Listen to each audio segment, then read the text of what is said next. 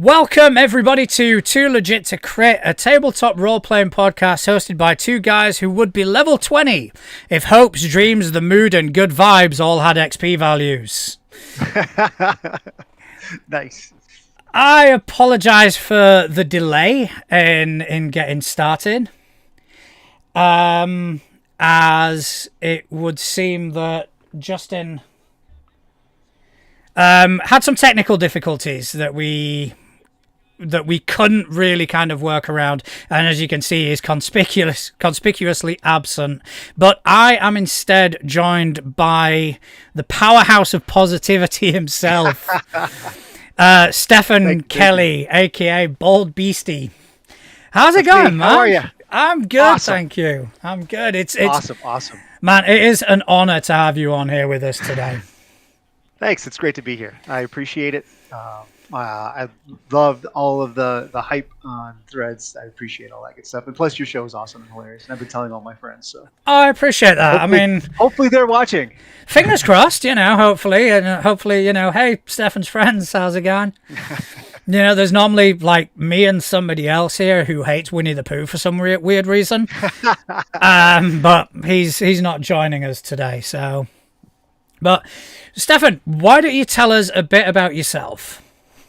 Well, I was born in the late 1900s, back in the day, back when Pong machines were cool, afros and mullets were cool. I started gaming, tabletop gaming. It was I was 9 years old, 1979, if you will. It was the expert set of Dungeons & Dragons, the blue box. But from that point on, I fell in love with tabletop games and have been playing D&D and iterations of that ever since then. I also was a fitness professional for many years, bachelor's degree in theater, which doesn't really, it is whatever it is. But so I've been spending a lot of my time growing up around my formative years, either in fitness and theater, pretending to be someone else, or role playing. I mean that's amazing. First of all, mullets are still cool. Yeah. I just kind of want to. Yeah, they are coming back. I think there is a hairdresser not in our area who is like renowned for doing mullets. He is now. That's awesome. He's kind of gained the fame of being the mullet guy. So that's cool. To be honest, cool. I've never been able to pull one off, and I don't think I ever will. So yep, me either. But yeah, so you do have. You started in a different time than when we started. Yeah. So you will have seen like the rise of tabletop role playing game from quite an early time. So if you started in 1979, so I was 9, and it went from being the thing you did in the basement that nobody talked about, and to watching it sort of progressively grow in popularity to where people would actually have stores, and you go to a store and you play, and then with Discord and everything, and then it became super popular thanks to people who were sharing it on Twitch and things and YouTube. And then all the different variations it goes from there, and all the different. There's so many now. I can imagine, like right now, my 13-year-old self, if they knew what I was doing right now, would be like over the moon. It'd be really cool. So it is. We kind of started this kind of before this most recent explosion. I think we started just as kind of Critical Role was starting out, maybe a tiny bit after.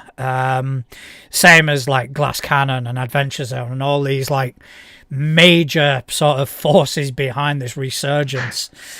That's awesome. And we were kind of along for the ride. I've told the story quite a few times of how I was drunk at the time when I first accepted to play this, and I woke up the next day going, Jesus Christ, what did I decide to do?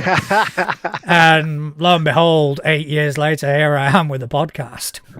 That's amazing. You know. That's awesome. But I mean, that's sort of how Coven Crucible got started. Um, it was Thanksgiving dinner a few years ago, and my wife comes to me because it's 13th Moon Games. We're a family run. I mean, it's me, my wife, and my daughter and my son.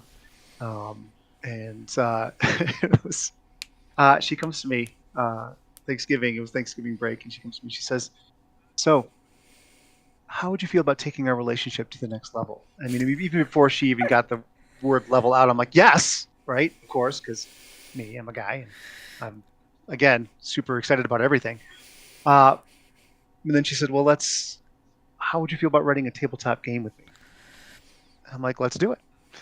We've been talking about, because this is inspired by the movies, The Last Witch Hunter and John Wick, because we love those movies and we love the concept of those movies and the action and the lore. So that's how it got started. And we've been running a play test on the Discord for 2 years. That's how a lot of our mechanics get tested.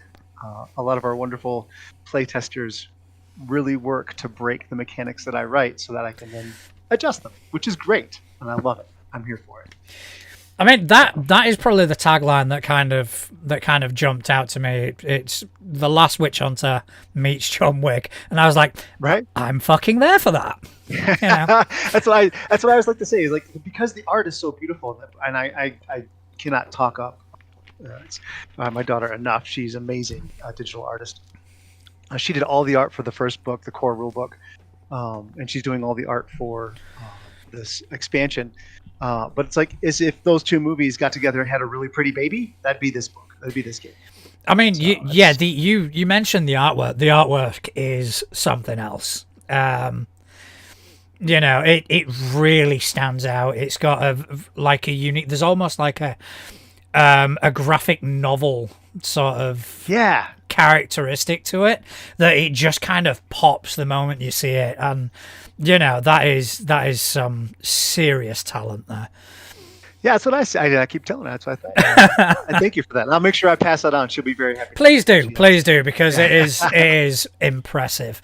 And just the game itself, I started looking into it. You were kind enough to send us some sort of test materials to kind of look into it, but we kind of had another conversation about potentially you coming along and you showing us how it's done, and on our new show, the Crit List, you're gonna come on and you're gonna teach us how to play Coven and Crucible. Oh, it's easy.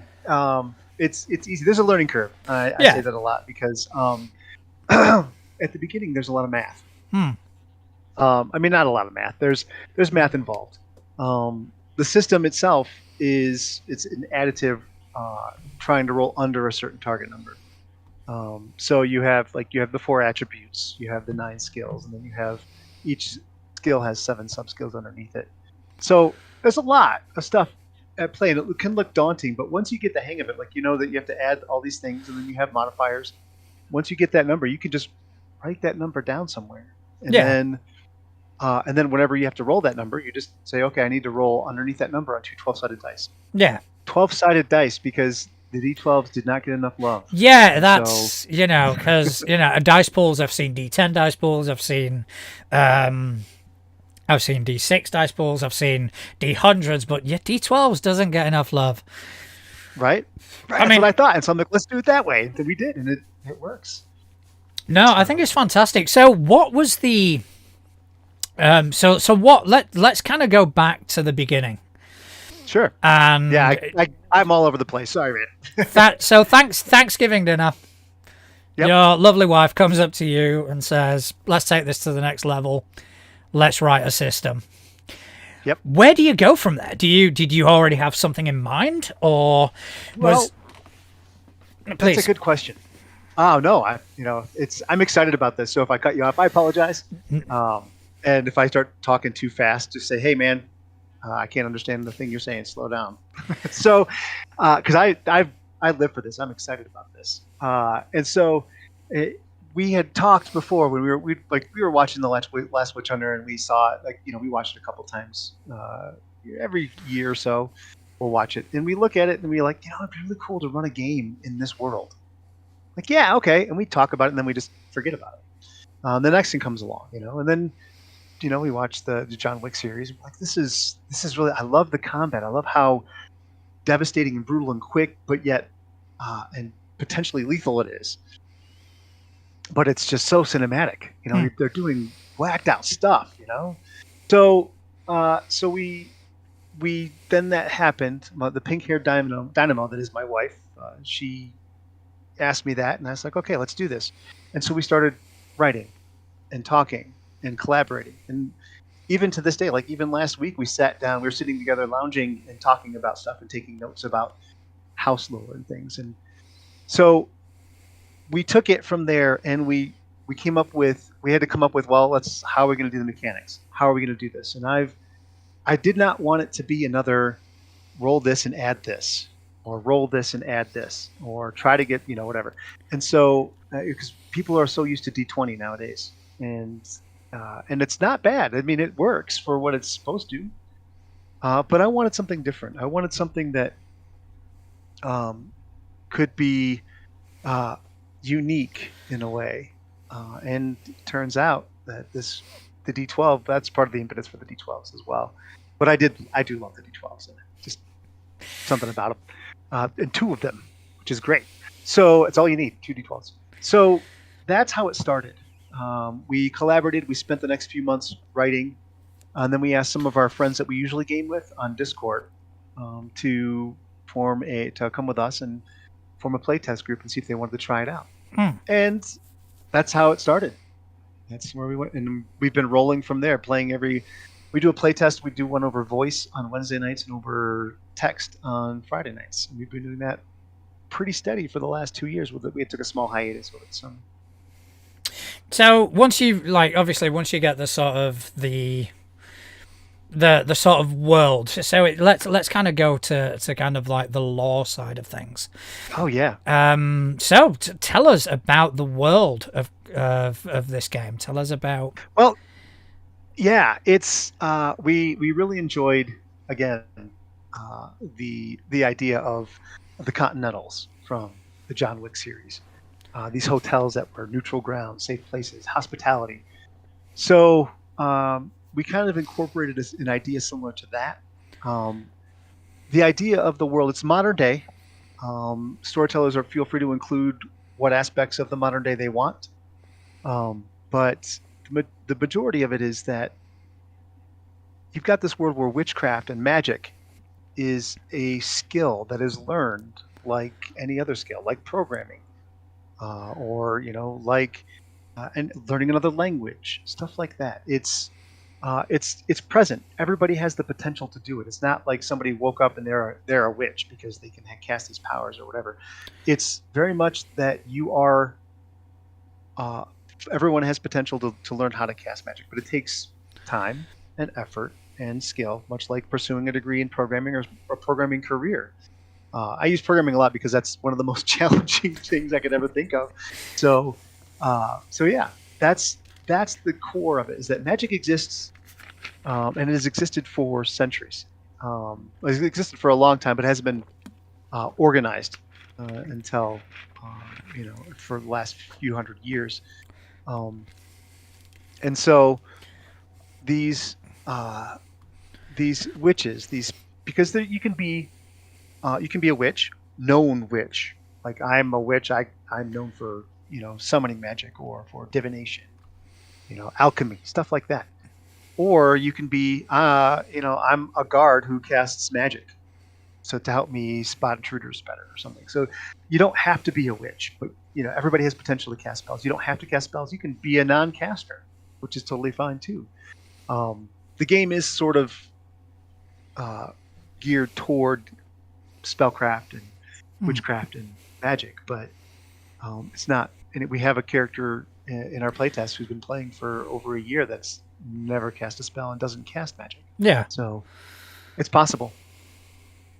That's the basics. And there have these. You have these. The reason it's called Coven Crucible is because you have these crucibles, which are these hotels scattered around the world that are neutral ground for witches. They're safe places. They have rules against any kind of violence or any kind of magical violence as well inside them. And they're very stylized, very much after the Continentals. You have all these witches. They have this giant hotel with some shops or with lounges, and people will go there. But only witches can access it, or witches, or people who are with a witch, accompanying a witch.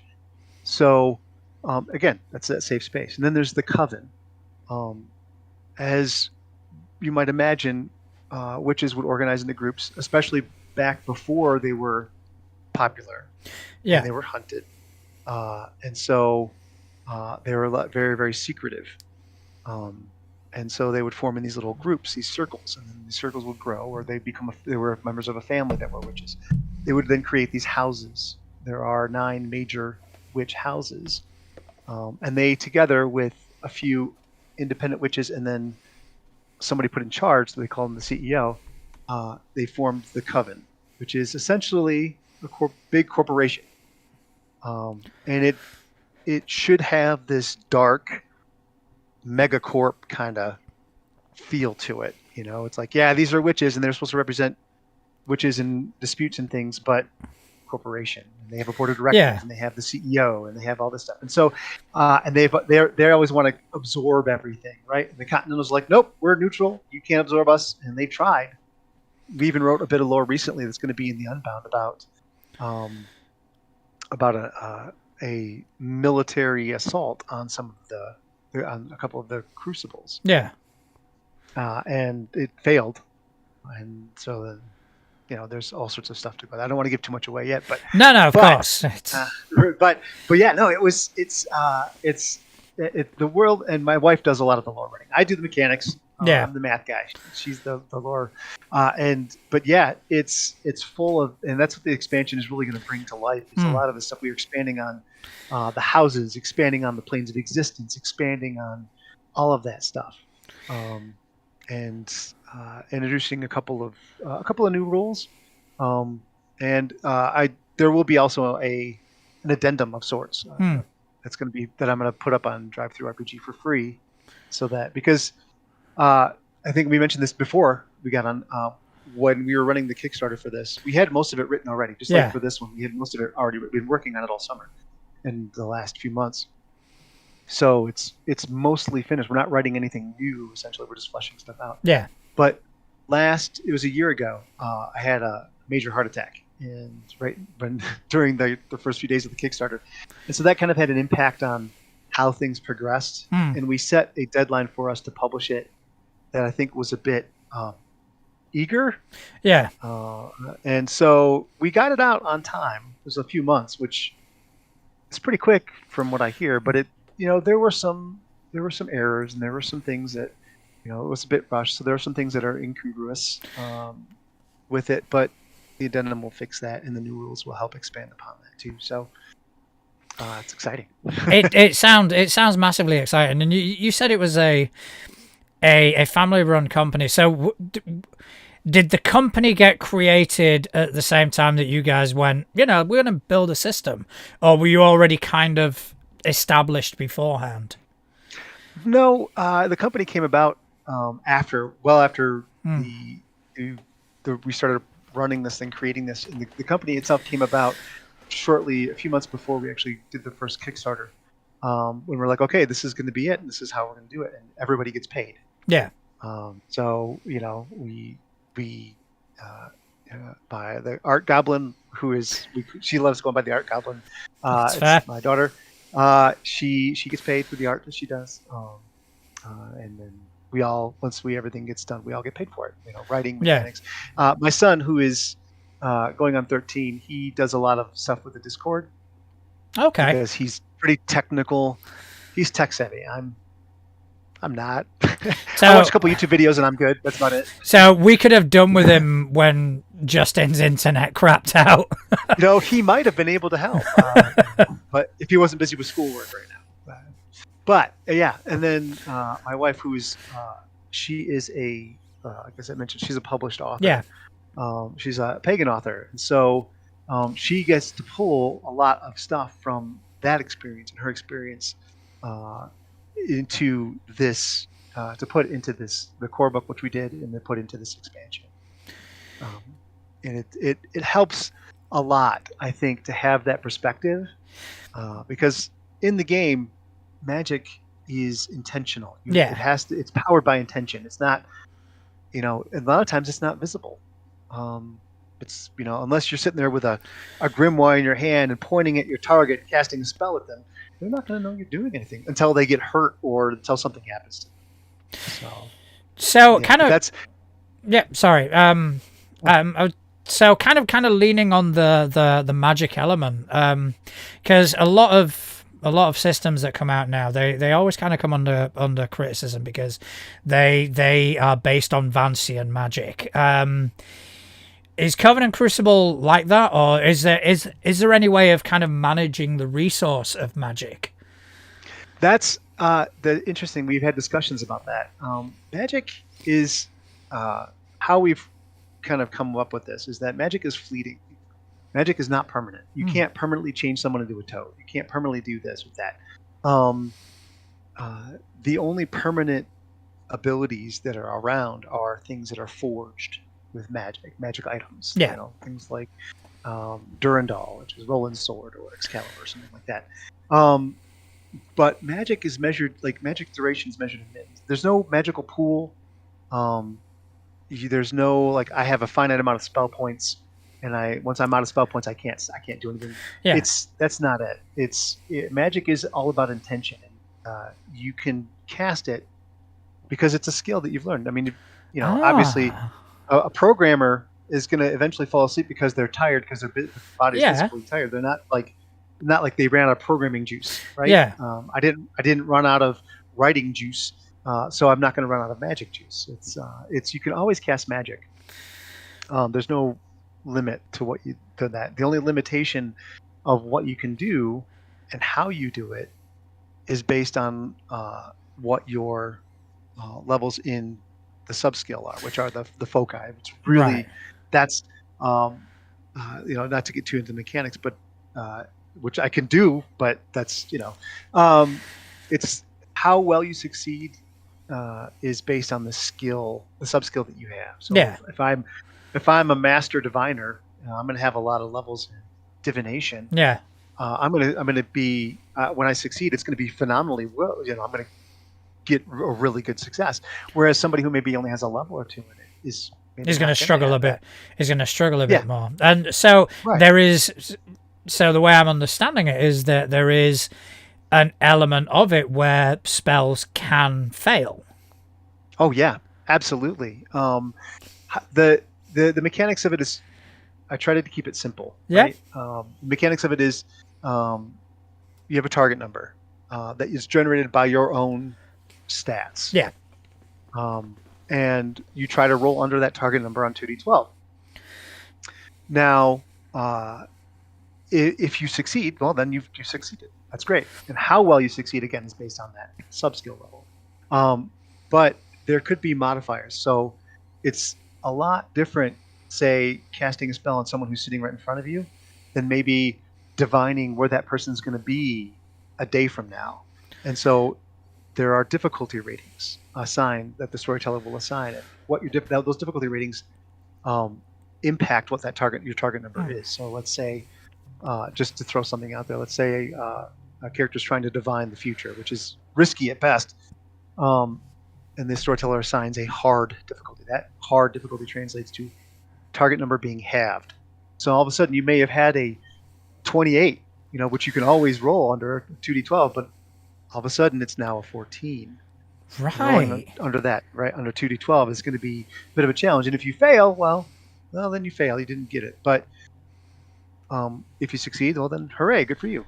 If you roll a 13, that's the thing. 13s are our crits. Okay. 13. If your target number is 13 or higher and you roll a 13, then that's a critical success. If your target number is 12 or less and you roll a 13, that's a critical failure. Bad things happen. So that's it. No, it sounds really cool. And thank you. I make it sound easy, and and essentially it can be once you get the hang of it. But again, like I said, there's a learning curve because you got to figure out what applies to what target number. There's traits that Okay. people can purchase that define a character, because you have the stats and you have your skills and you have your sub skills, but you have traits that really help flesh out what that character has been through, Yeah. right? So traits, and we've listed them into different types. Like there's magical traits, like esoteric traits. There's personality traits, which gives bonuses to some things and penalties to others. That's interesting. Yeah, like bully. Obviously, you get a positive modifier to your target number for intimidation. Yeah. But for persuasion or anything else, it's not. Yeah, I like that. That's a really cool concept. That was one of my wife doesn't do a lot of mechanics, but she wanted to do something like that, and that's what we incorporated. It was her idea, which is great. I think so. No, I mean it sounded really interesting. So I'm just kind of figure out where to go next. So we started with, we created this Kickstarter, we created this company. How did the kids get involved? Well, we asked them. Just like we told them what we told them what we were doing. Like, we're making this game, and the first actual thing we did was my wife ran a scenario for me, the first ever, before we even did the play test, just to see how things work and how the mechanics worked. And it was choppy at best, but then my kids, who are all very they're very into gaming, they're very into wonderful creative stuff, and like my son is writing, he's coding Roblox games. My daughter, right, exactly. I'm like, okay, cool. I think it's awesome. I have no idea what he's doing, but my daughter, she's been doing art since she was junior high, elementary. I don't know. She's been into art forever, and so we just told them what we were doing, and we asked them if they'd like to help, and of course they all said yes. And I think that is really solidified. Because I say my daughter, Charlotte is my stepdaughter. I inherited her with the marriage, which is awesome, and she's been amazing. But she's like my daughter. But it really forged a strong connection. Yeah. So I think it really has strengthened the fact that we can all work together on something and produce it, and give it to the world. I think has really been absolutely amazing, and it's been a wonderful experience so far. Yeah, I mean, it's because I've kind of perused the stuff you sent me, and the quality of it is outstanding. Well, thank you. It's really good. It's really engaging, and I'm cannot wait to kind of test it out. The more you're talking about it, the more I just want to just say, you know what, I'm gonna grab my 2d12 and let's start rolling shit, because let's roll it. Let's roll right now. Because I am well up for that. Just everything about it, the world and the sort of the sort of mythical nature of the whole continental aspect, because I think that's something that the John Wick movies did really well. They kind of went, okay, here's a balls to the wall action movie, but there's this mythos that's added in that is really engaging, and the fact that we have a chance to kind of play in that it's very exciting. Oh yeah. That was one of the big draws too. Is being able to staff that. Because the core book is based in Chicago, because that's where we lived up until a year and a half ago. And so we based it in Chicago, huge metropolitan city, and being able to staff it and with NPCs, and just come up with the idea of what does that mean? What does it do? What is it? How is hospitality enforced, and who are the regular residents? Who are the regular visitors?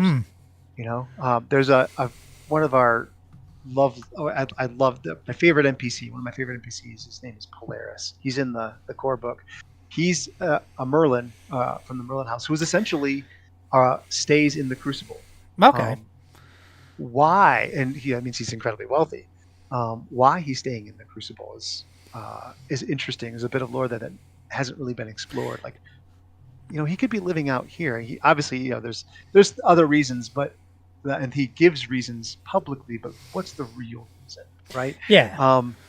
And just this with the shops, like there's apothecaries. There's we created a a coffee shop that's a witch-run coffee shop that's a chain called Magic Beans, and so they're in every Crucible that's around, and so you can always go to the Crucible and go to a Magic Beans and get your either mundane espresso or your alchemical espresso.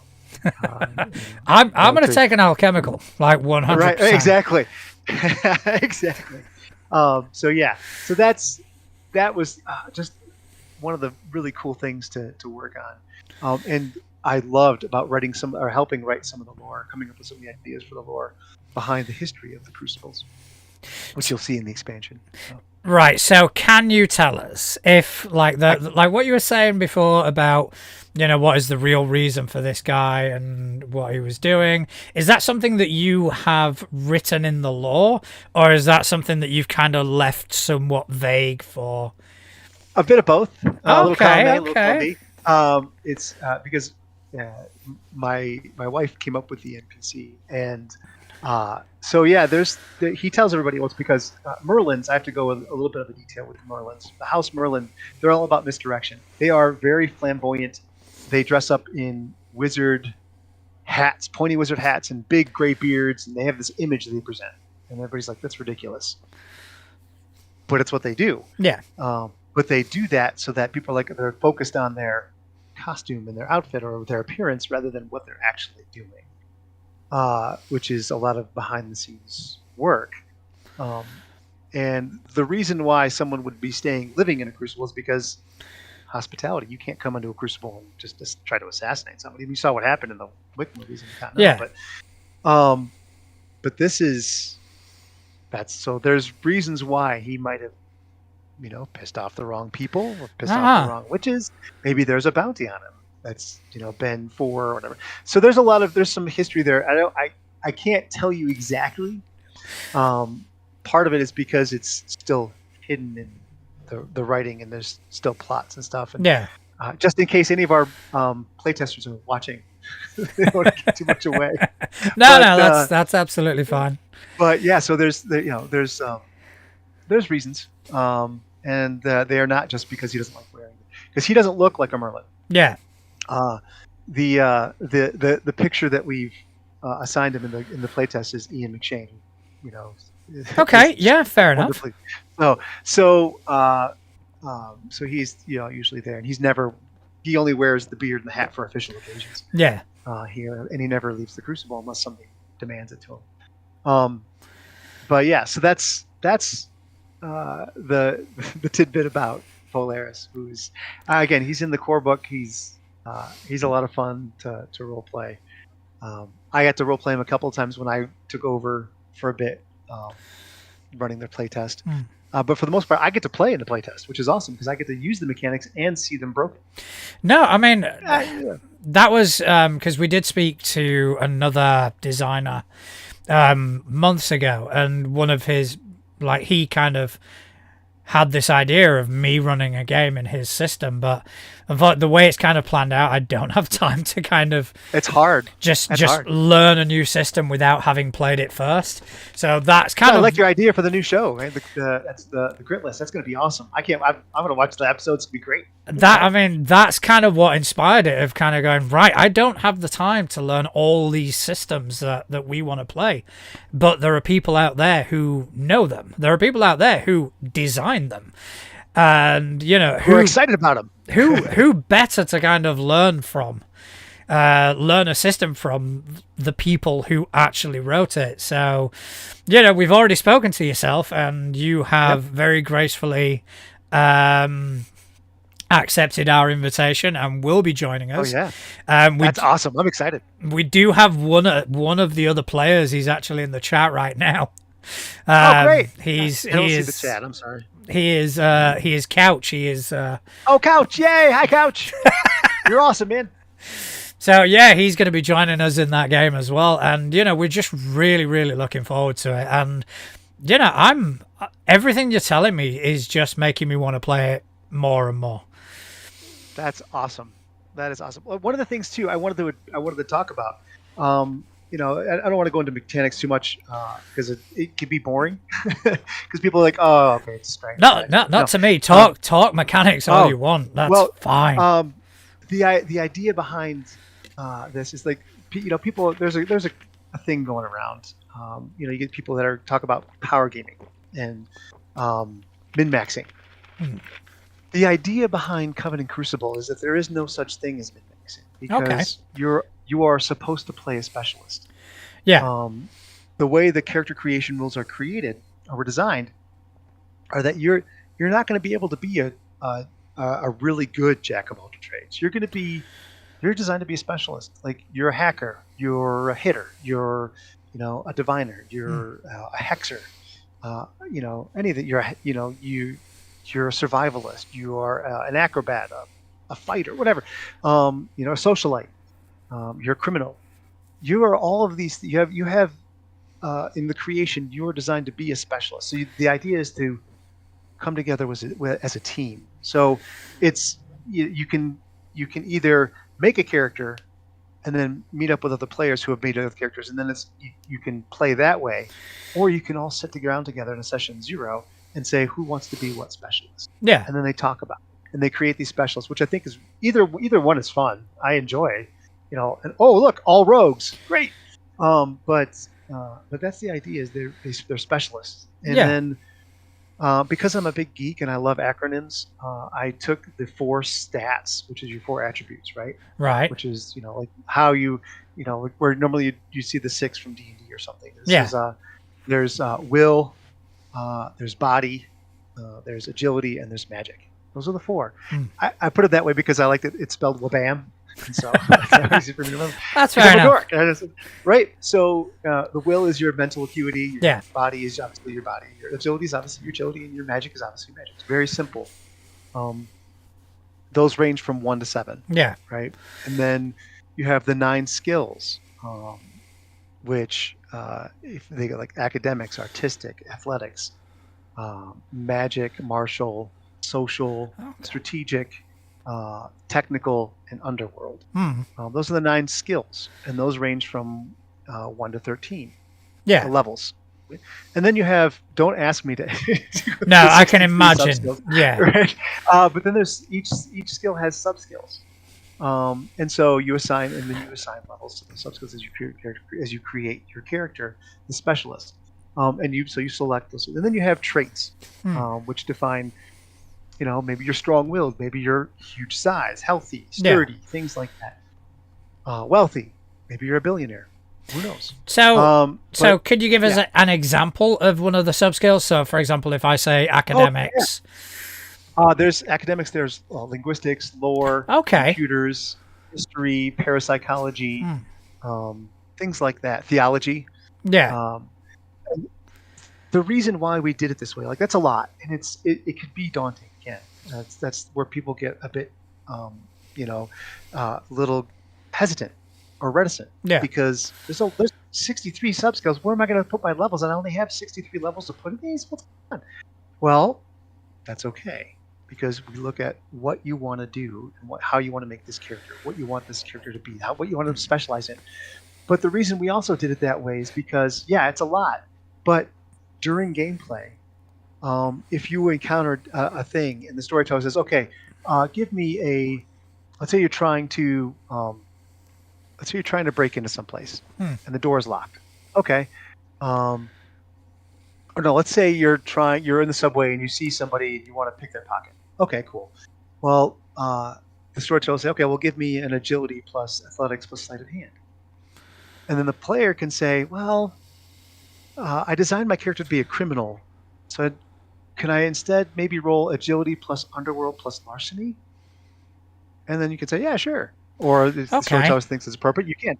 So we designed it so that it promotes this idea of letting the characters use skills they're good at in ways that maybe is not rigidly defined. And we didn't want to rigidly define those things. So that way, that's why there's so much diversity, because you can come up with any number of ways to do the same action with any number of different subskills. You know, um, like blind fighting is a huge one, Okay. because you can use blind fighting. Obviously, it's very much like I am I'm one with the force is with me type of thing, Yeah. right? From Rogue One. But you can also use blind fighting as a magic plus magical plus blind fighting, Yeah. to then see in the dark or see 360 without actually having to see it. You can sense it magically. So that's part of the sub skill aspect of why there are so many and why they're. But we listed, and just because it's listed under a certain skill doesn't mean you can only use it with that skill. You can use it with anything. Okay. Wild and wacky combinations. There's so many combinations. Okay, so like for example, you could use, I don't know, linguistics with magic, for example, to kind of in find fact, a way. people do that. Yeah. They do that on a regular. Our playtesters have done that regularly when they go to when we do heists in like, Bolivia. Yeah. Or they'll go somewhere where they don't speak the language, so they'll do magical plus linguistics to, for the duration of the spell, they can understand and speak that language. No, that is cool. I like that. Thank you. That definitely gives. I think it does give that level of versatility where you can kind of go, right, this is a problem and this is how I want to approach it. Right. Because people think they tackle problems differently. We don't want to railroad them into one thing. We want them to experience the full, express themselves fully in the way they're comfortable with and they're used to. Yeah. And one of the things too is that's really super important to mention is witch is a gender neutral term. Male witches, female witches, it doesn't matter. Yeah. You're just a witch. You are either you call yourself a witch because you're focused on a house and you do all this stuff, or like I said before, you're I'm a hitter who casts a few spells. So yeah, it sounds fascinating, and thanks. Because I think we were talking about it earlier. You are quite new to like the Threads community. Oh yeah, very much. Trust me, like a few months maybe. I haven't been there much longer than you, to be honest. But yeah, because you kind of appeared, and again, just your general positivity is it's contagious. And Thanks. always a great person to kind of have around. But it took a while for you to actually kind of go, oh yeah, by the way, my family and I, we've got this system. And it's like, holy shit. And yeah, I mean, we don't have a company Threads. I'm just using my personal one. Yeah. Because again, we have a company Instagram, but again, I don't have to log out, log back in our Switch accounts and do all this stuff. I just want to talk and meet people and support the community. That's all I want to do. Yeah, I mean, our Threads is basically the podcast Threads, but I'm the one who runs it, much to Justin's chagrin at times, because right. I'll just say whatever I want. And yeah, and unfortunately, Justin and I do have kind of quite contradicting opinions on certain things. I can imagine. Particularly Winnie the Pooh and an ampersand company. Right, yeah. I'm with you. So, unfortunately for him, I'm the one behind the social media. But well, I mean, all he has to do is hop on it. Oh, he's on it. He just isn't as vocal as I am. But yeah, it is great, and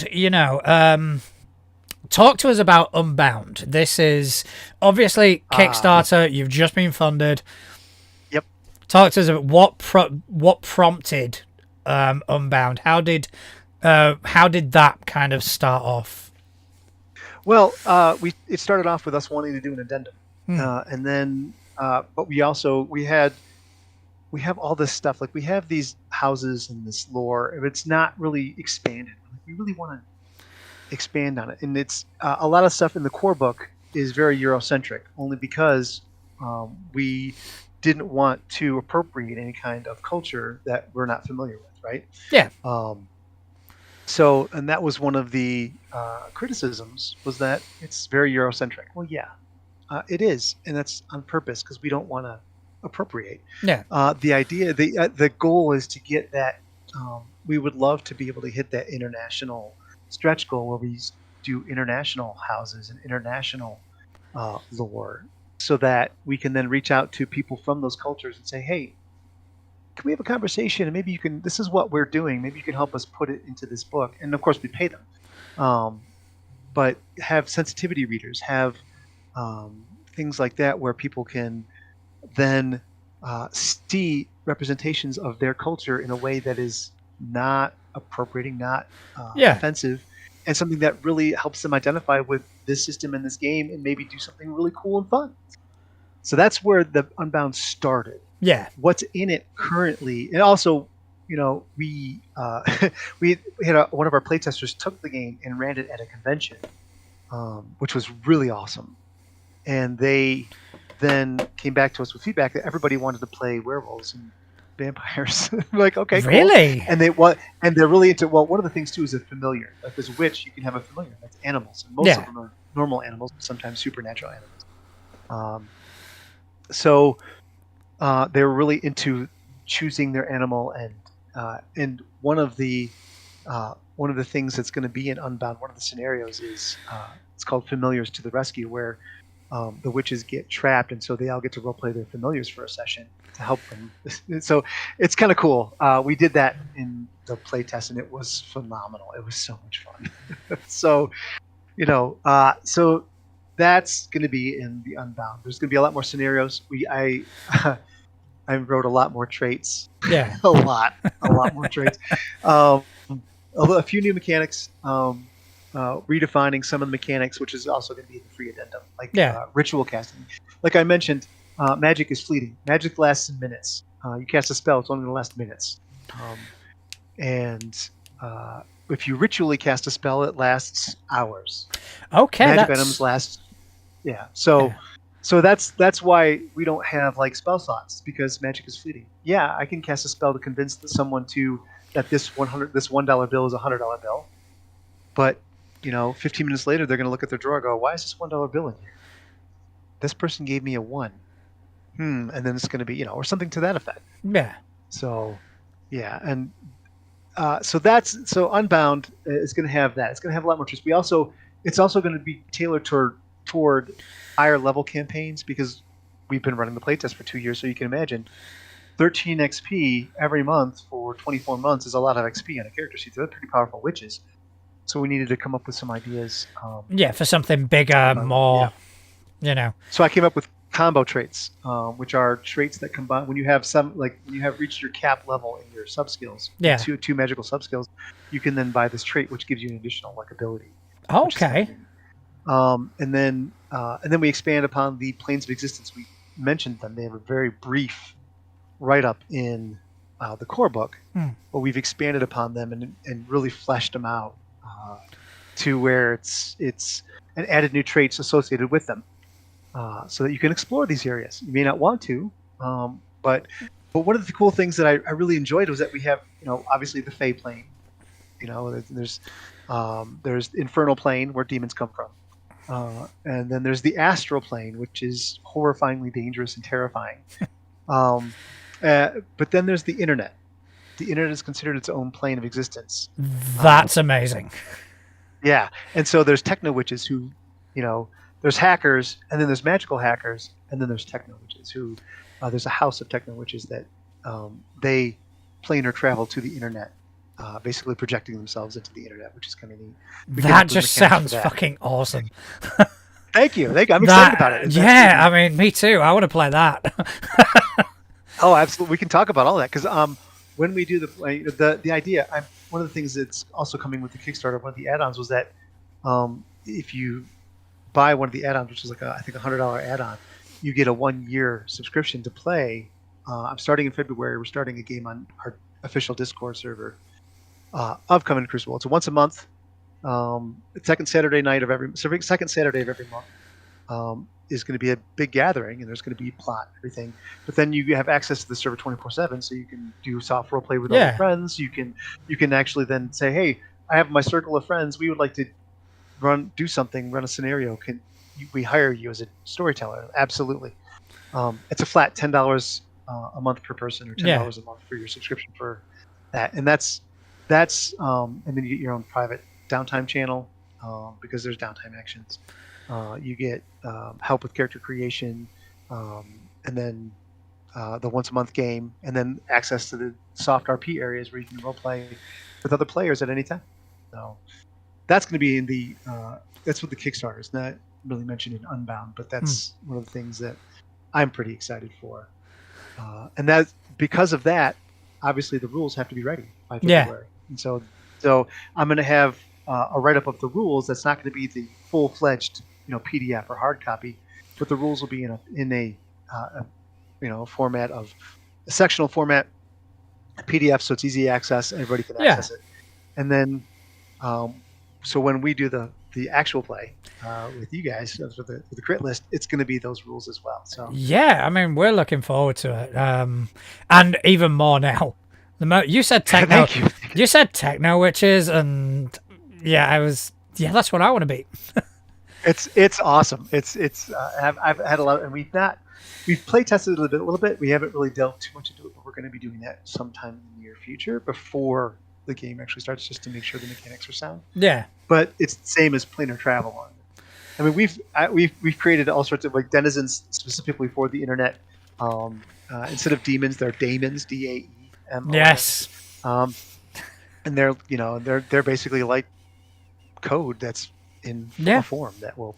So there's all sorts of cool stuff. And all sorts of some fake creatures. I posted one this morning on Instagram, the cat can. They're like, oh, look, they're little thumb-sized cats that grow on a tree. There's like hundreds of them in this tree. That's so cute. And you step on one, all of a sudden they swarm you, and you are eaten. It's terrifying. And then there's things, yeah. It's a real shame that Justin couldn't join us, because I think this whole internet witches and, all that with the daemons, I think he'd just be losing his nut. But probably more than I am right now. That's awesome. Well, I'm looking forward to chatting more about it and getting you guys characters made up, and we can. Definitely. If everybody wants to play Techno Witches, we can do that too. That'd be awesome. I don't know. You said a couple of them, and I'm kind of going, okay, criminal sounds interesting.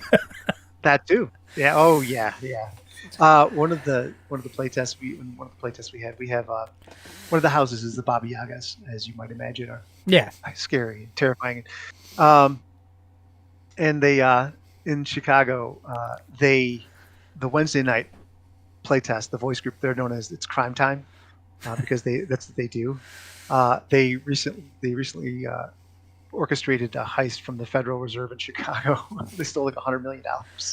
It was amazing. And then they instantly, like 2 weeks ago, I think we orchestrated a theft of the supply room, the Louvre, which was also because they had magical defenses as well as mundane defenses, and it was really, really cool to see this in action. So, and to be a part of it, because I'm actually getting to play on Wednesday nights. So, it definitely sounds like it sounds like a bit of me. It sounds like something that I could really sing. Well, I'm excited. That's great. Yeah, I just want to get this out to everybody, because I think there's something for everyone in here, even if they don't even if they're not into witches or not into whatever. That's why we really want to get to that shift or stretch goal, so people we can submit the mechanics in Unbound for playing a werewolf, or we have a group of were raccoons that are a criminal circle. It's hilarious. Their leaders, right? Oh yeah, they're hilarious, and their leader is a possum named Randall. It's this gigantic possum who just sits in this panoramic painted van with a wizard on the side. It's ridiculous. But yeah, it's I just want to get it out there to people so they can see that there's something for them, Yeah, definitely. Awesome. I mean, the more we're talking about it, the more intrigued I am, the more excited I am to actually give this a whirl. So I mean, first of all, how is the Kickstarter going? It's going pretty good. It's we funded, and that's exciting. Yes. It's it's slow but sure. We've had a couple of successful ones. We at one point we decided we were going to try to run we take the core mechanics from Coven Crucible and make it into its own mechanic called the Hydra Core system, and it's a D12 generic system that you can then apply to whatever you want to. That didn't fund, which is okay. That gave us time to focus on Coven Crucible. Yeah. And then after this, we're going to probably start putting out supplements, and probably house supplements. And if we don't reach the stretch goal for the shifters, we might put that out as a supplement.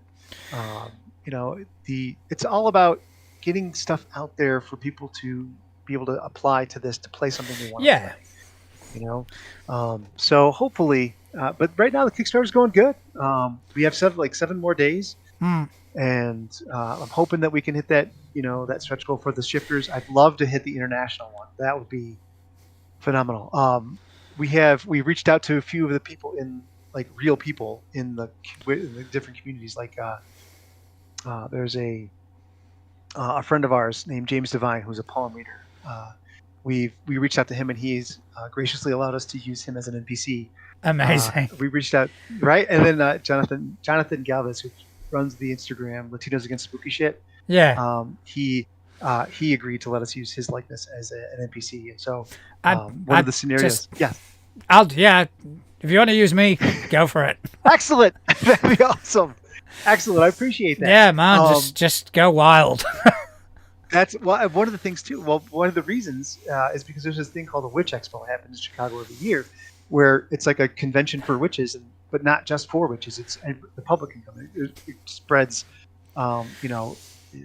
advocacy and information about being witch and all that, plus selling things. There's a petting zoo with a unicorn and a Pegasus, and I mean it's ridiculous. But there's also panels, and so we get to use some of these people as panelists in this scenario, which is really cool. So, which is why we thought we'd really like to reach out to some people and and use them as NPCs. I think it'd be awesome. I will gladly allow you to use me as an NPC. Excellent. I've got no problem with that whatsoever. You go for it. Awesome. Awesome. I appreciate that. Yeah, you can make me as much of a dick as you want as well. It's not going to be too different to real life, so it'll be fine. Awesome. Thank you for that. I appreciate that. So, what is in the future? What do you where do you kind of see this going? Where? Well, we're going to be, the idea over this after it's published is to take it around to some local conventions and get the word out that way. And we see it as creating more content. The idea is always inclusivity. Inclusivity in every aspect of the word. And we want to make certain we're doing it appropriately. That's, I think, our goal has always been to include as many cultures as possible, but we want to do it in a way that's going to be helpful and exciting and enticing, not look and appropriate. Appropriate. Right. So that's what we're looking at. We're looking at getting more supplements. We're looking at expanding just people's awareness of it, because people right now don't really know about it. But there's so many out there. I wanted to make something that was unique, something that was user friendly, that excited people, that gets them thinking about how different ways they can do things. Yeah. And looking at the same problem in a different light. And so I think that's where we're focused on, going to conventions, getting the word out, putting out more supplements, house books, again, supernatural creatures, delving into, planes, the different planes of existence. Yeah. All that good stuff. So that's where we're looking to move. But again, we want to really get the word out. We don't want to start putting these things out without people being aware of it. Then it's just going to sit there. We want people to actually, be excited about it and use it and follow it and all that good stuff. So, I mean, speaking about kind of raising awareness, and we kind of did touch upon this before we started recording.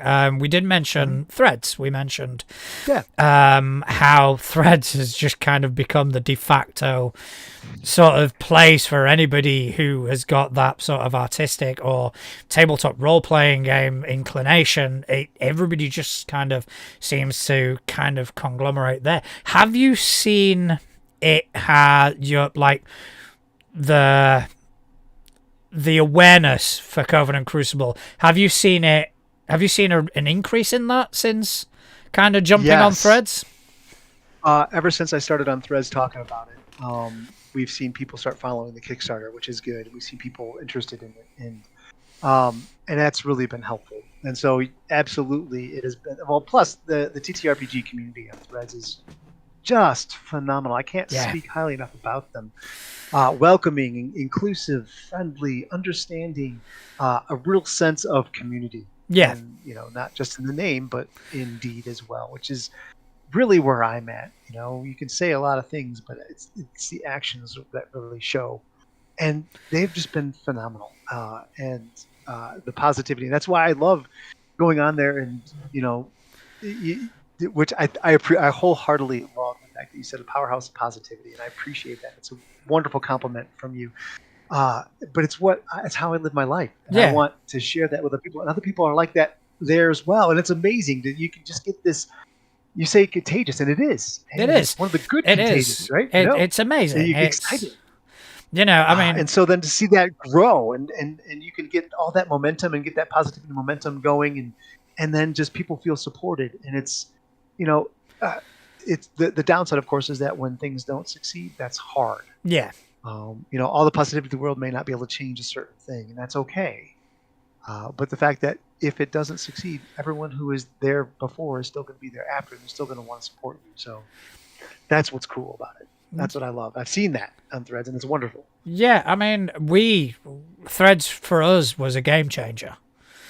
We were just plodding along, and all of a sudden we hit Threads. We kind of became part of this community, and all of a sudden all these avenues started opening up before us, like meeting people such as yourself, and being able to just kind of send a message and just kind of go, hey, do you want to come on, do you want to come and meet us and have a chat, and just having that. And yeah, it is a phenomenal place to be if you're into tabletop role-playing games. Absolutely can't speak high enough about it. It's been great. I'm getting new followers. I'm following new people every day. Not about the numbers, but it's the people that are like-minded and similar, and it's wonderful because you see people post something, and then the people that react to that may not be somebody you're following or somebody that follows you, but you get to see who they are. And then, like this morning, I connected with somebody about Minecraft. It was great. So, Minecraft is awesome. I mean, yeah, I mean that's my stress relief. I get to go there and just do my thing and build and whatever, and it's a lot of fun. I mean, and I'm not a big PC gamer like Skyrim. I mean, my 8-year-old is better at me than Minecraft, so I've kind of given it up. I'd say it was, it was good while it lasted. But when he's going, here, Daddy, here's how you make this, it's like, okay. Cool. Thanks, man. I am now irrelevant. Right, exactly. Okay, have fun. Great. I'll be over here now, wallowing in my pity. Yeah, I'll just, I'll go watch the news or something. Lawn. But he still gets me to like do the roofs of his houses because he gets bored. So I get you. I do still have some utility in Minecraft. Still keeps you around for the roofs. I can do the grunt work. He gets to do the cool shit. I do the grunt work. I enjoy that too. Oh yeah, I mean you gotta love a bit of grunt work. Yep. Grew up on it. But yeah, I mean, Coven Crucible. This sounds absolutely phenomenal. If you haven't already, thank you. Where can they find Coven Crucible? We'll reiterate this at the end of the show, but right now it's on ttrpg. There's a link on our website, 13thmoongames.com. The website is it's very, we're small. We don't have a lot of people. We don't have a dedicated website person or a company. So, it's small. It's got the pertinent information about us, about the Kickstarter, and about where you can get it. So that's it. Drive-through-RPG, 13th Moon Games. You can reach out. You can, if you see me on Threads, reach out to me. If you see me on Instagram or 13th Moon Games on Instagram, reach out. Ask me. I'm happy to help. I just chatted with somebody the other day on Facebook about their partner was very excited about building a campaign, and I answered some questions to them. It's wonderful. So yeah, I'm open. hit me up. That's I'll answer awesome. your questions. Yeah, do so. You know, find Coven Crucible, buy it, download it, support the Kickstarter. You know, we are now seeing, like, again on Threads, we're just seeing more and more of these systems Yeah, it's come awesome. into the limelight, and there are some pure gems out there, and Coven and Crucible is definitely one of them. I'm so excited to play this. Thank you, me too. But just while we've got you here, Sure. I was hoping you could kind of lend some of your expertise. As in our lounge, we have Couch, Sci-Fi, and Corvus who send us topics. And great. what we do every week, we will select one, and it'll just be something that we'll discuss. And normally it's Justin and I, but obviously Justin's stuck in a hotel room somewhere. That's okay. With shitty internet. Yeah, apparently. Although I'm glad that you took a screen capture of his face when it was frozen. Amazing. That's going on Threads. Excellent. He's gonna hate me for it, but it's going on Threads. That would be beautiful. So the way I normally do this is I will roll a d3, and I will pick whose topic we get to discuss today. So it's going to be Couch is going to be 1, 2, Sci-Fi 3, 4, and Corvus 5 and 6. Okay, so that is 2. So it is going to be one of Couch's who's here in the chat. Awesome.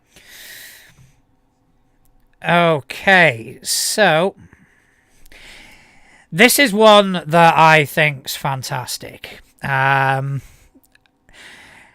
How do you think, or what are your thoughts on this hobby being helpful for mental health and the benefits it can bring?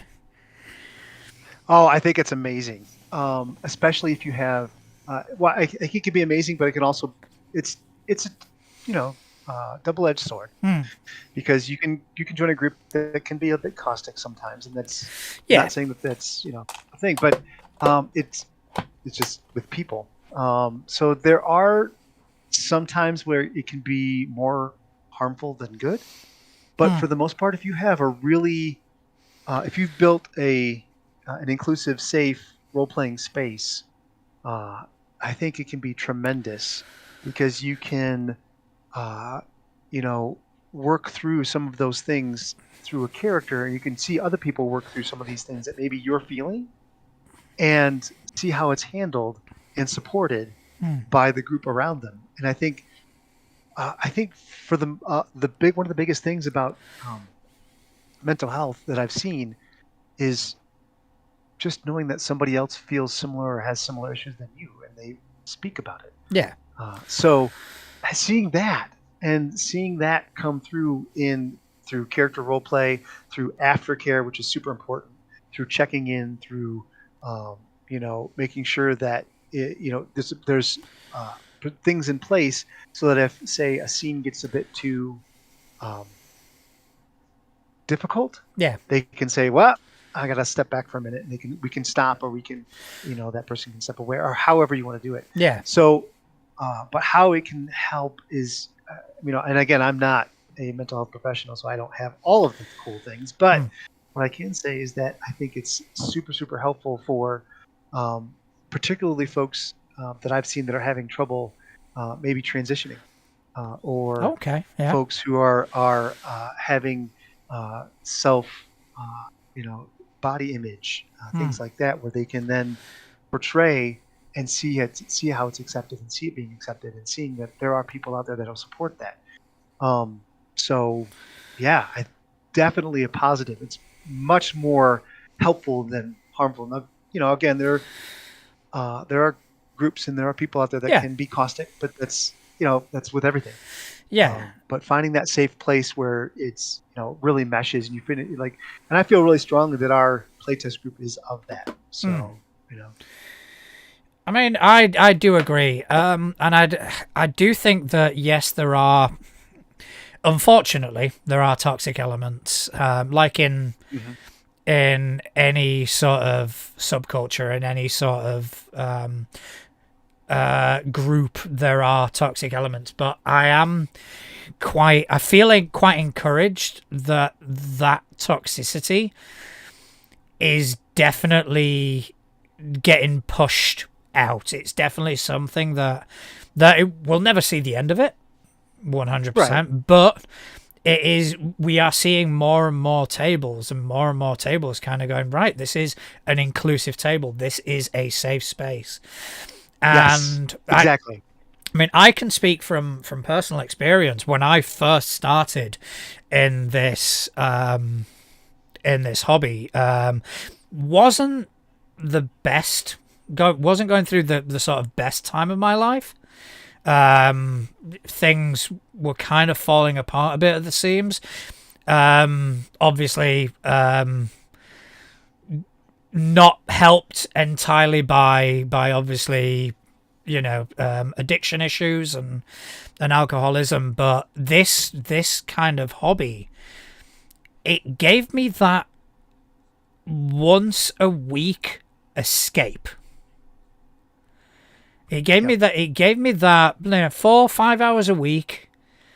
I could come down, I could sit around a table with people who, I mean, when we first started playing, these were people that I knew. We hadn't kind of reached the point of being friends entirely yet, but there were people I knew, people I felt comfortable with. I could sit around a table and I could just switch off. I could, put all troubles behind me and play a version of myself. Play a sort of extreme version of myself. But I could do that, and I could do that within the safety of a sandbox. Yep.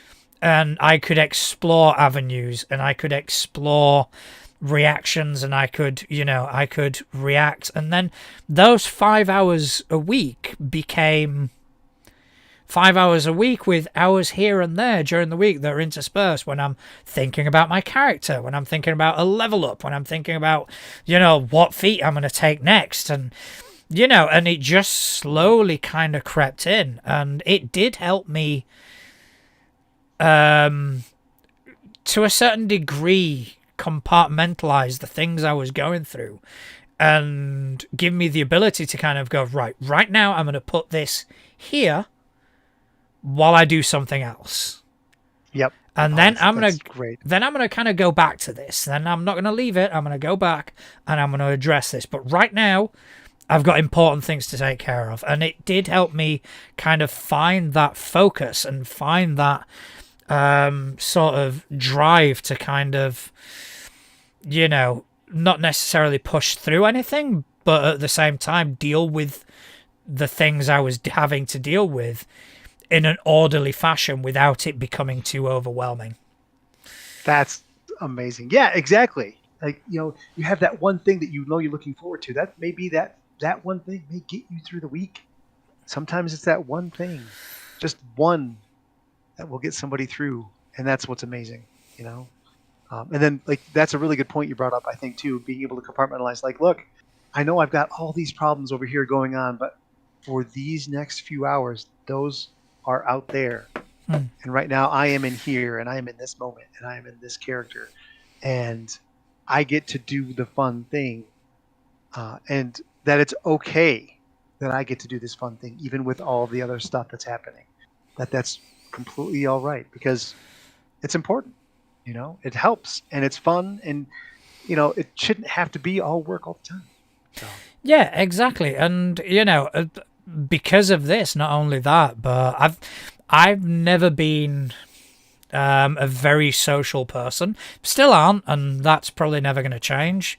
I've always had very sociable jobs, but I've never kind of chosen to kind of socialize too much. But because of this commitment, this weekly commitment that we had, I've forged lifelong friendships, and people in my life who are now the godparents to my kids and stuff like that. Oh, that's awesome. And it's this has helped me. This has given me something to kind of focus on, and given me something that that I enjoy doing. Yeah, well, especially too, you've got people with social anxiety who then can come to these things and they can start expressing themselves, and it helps them express who they are outside of game, which I think is awesome. You know, so all sorts of things that this hobby can do. Yeah, I mean, it is hugely beneficial. And again, I think you were quite accurate when you said there are still toxic elements, and those toxic elements are still going to be there, but thankfully they are in decline. Exactly, and you get people standing together against them.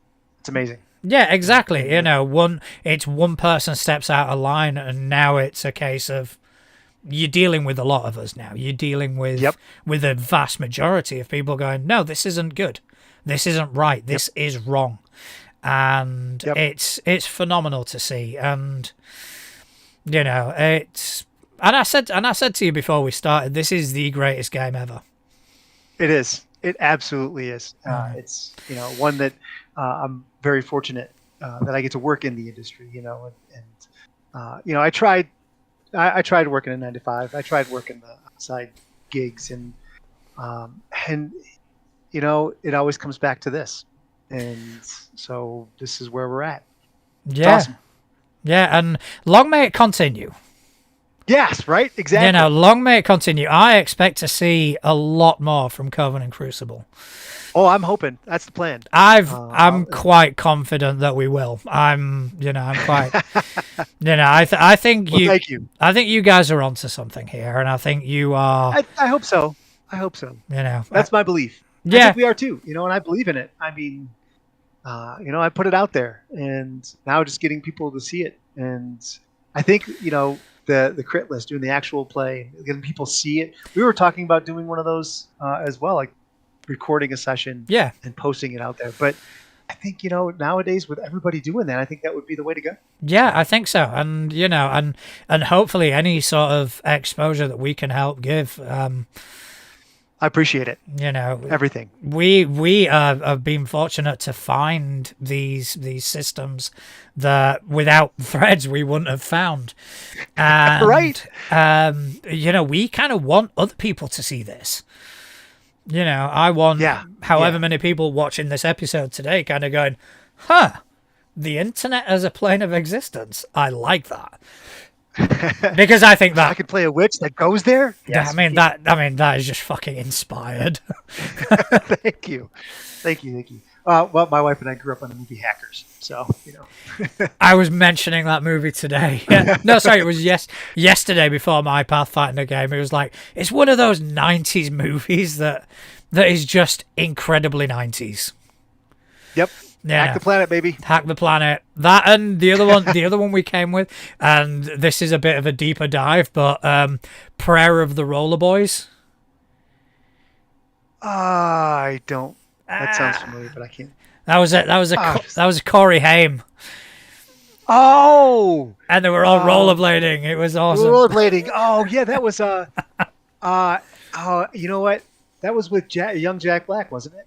In that movie too, I think maybe. I'm gonna Google that. The moment we finish recording, I'm Googling that. I know he was in I think he was in one of those movies back in the 90s.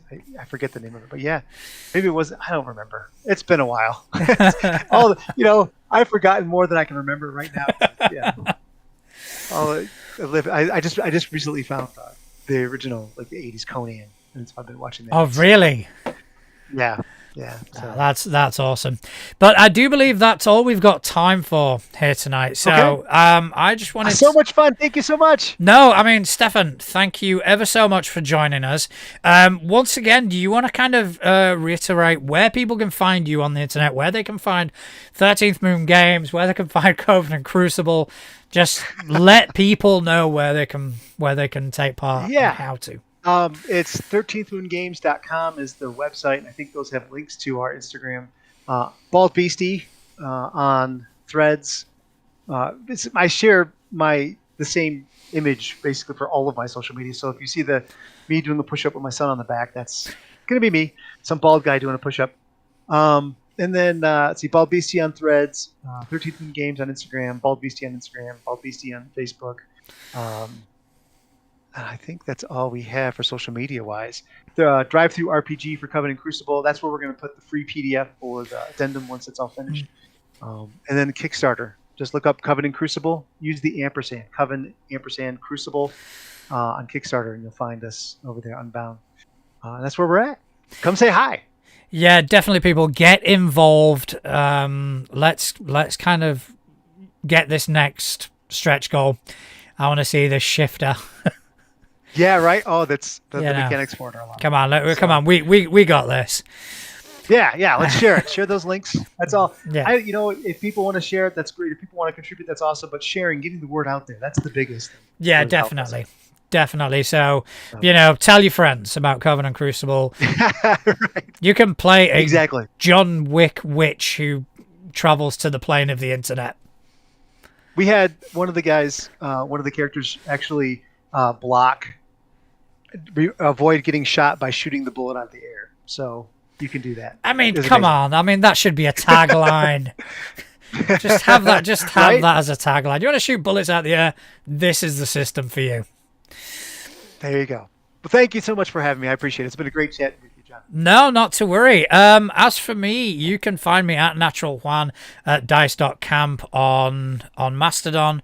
You can catch up with everything we do at toolegit2crit.uk, and you can also interact with us at toolegit2crit on Threads, Instagram, Blue Sky, YouTube, as well as our Facebook group. If you're looking for Justin and you want to catch up with him, you can always find him sometimes streaming on Twitch, and I do believe it is justinaccurate.tv. And if you like what you see and you like what you hear, then, give us a rating, subscribe to us, tell your friends about us. Let's get this word out. Let's kind of grow this community that we have been very fortunate to be a part of, and we just kind of want to grow with it. So, once again, my eternal thank yous to Stephan for joining us. It's been an absolute blast just hearing all about Coven and Crucible and getting to know you in person. Thank you. You too.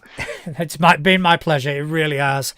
And most importantly of all, thank you to everyone who's taken their time out of their busy day to listen to, in this case, one idiot and a living legend talk about tabletop role-playing games. So thank you very much. Good night, everyone.